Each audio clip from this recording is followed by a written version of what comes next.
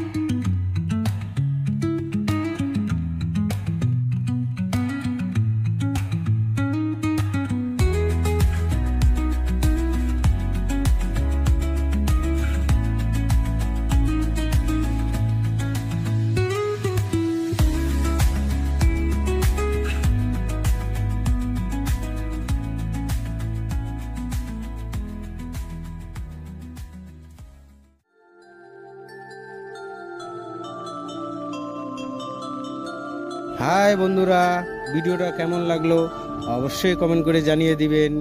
Tata, bye bye.